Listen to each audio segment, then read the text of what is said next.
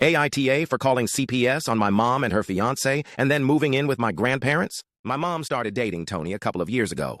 Tony was divorced, I think, or at the very least, no longer with the mother of his kids, ages 8, 7, and 5.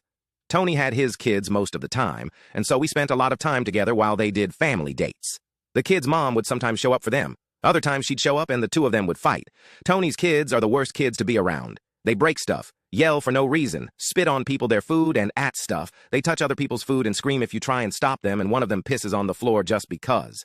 That happened like 4 times. Tony would freak if it happened in a public space, which it did once, but otherwise he'd cry about how bad their behavior was and how it was their mom's fault for leaving and messing with their heads.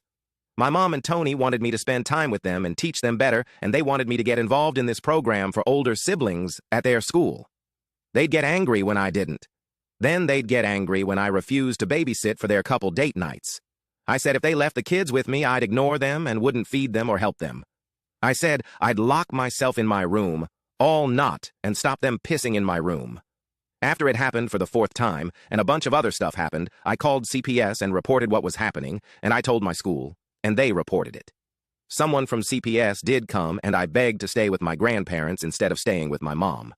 I told them my dad died when I was 5, and I didn't have another parent to take me, but my grandma and grandpa would. I told them I didn't want to deal with all the shit Tony and his kids brought, or his ex. It didn't happen there. And then, I'd wanted, but it did happen. My mom and Tony still live together, and the kids are still there, but they're getting services. My mom's angry I called, and she's angrier that I moved in with my grandparents instead of staying. I told all our family, too, so they're avoiding her and Tony because they don't want to be around the kids. That pissed her off as well, but not as much as my call to CPS and moving did. Tony doesn't like it either, but I blocked him when he tried to talk to me about it.